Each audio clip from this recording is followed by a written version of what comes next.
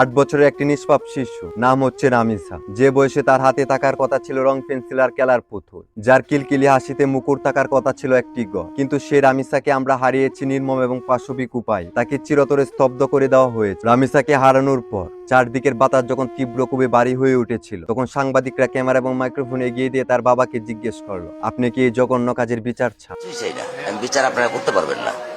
আপনাদের এই ধরনের কোনো রেকর্ড নাই, আপনারা পারবেন না।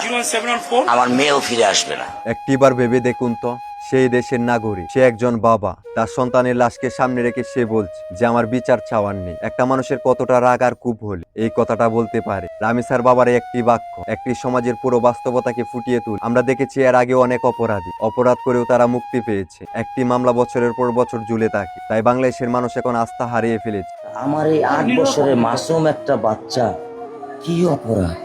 আমার এই বাচ্চাটা আমি ঘরে ঢোকার আগে ফ্রিজের মধ্যে আমার জন্য শরবত বানায় রাখা। আমার বড় মেয়ে না, আমার ছোট মেয়ে 8 বছরের। আজ রামিসার বাবার এই খুব কোনো অবিচ্ছিন্ন ঘটনা নয়, এটা দেশের কোটি মানুষের দীর্ঘ নিঃশ্বাস এবং অনাস্থার প্রতীক। আমরা কি তবে এই সমাজ তৈরি করছি যেখানে অপরাধের শাস্তি পাওয়াটা অলৌকিক ঘটনা? বাবাকে সন্তানের বিদায়ের পর বলতে হচ্ছে আমার বিচার চাওয়ার নেই। এই অনাস্থার প্রতীক যদি আমরা ভাঙতে না পারি, তবে হয়তো কালকে আরেকটি পরিবারকে এমন পরিস্থিতির মুখোমুখি হতে হবে। রামিসা হয়তো চলে গেছে, কিন্তু রামিসার বাবার এই প্রশ্নটা আমাদেরকে প্রতিনিয়ত তাড়া করে বেড়াবে। আমরা আর কোনো বাবার মুখে এই নির্মম সত্য শুনতে চাই না। তাই রামিসার সাথে ঘটে যাওয়া এই নির্মমতা আমরা খুব দ্রুত দৃষ্টান্তমূলক শাস্তি চাই, যাতে আর কোনো বাবার বলতে না হয় যে আমার বিচার চাওয়ার নেই। তো সবাই কি আমার সাথে একমত কিনা অবশ্যই কমেন্টে জানাবেন।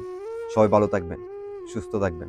আর আমার বলা কথাগুলোতে যদি কোনো ভুল ত্রুটি হয়ে থাকে, সবাই ক্ষমা দৃষ্টিতে দেখবেন। আল্লাহ হাফেজ।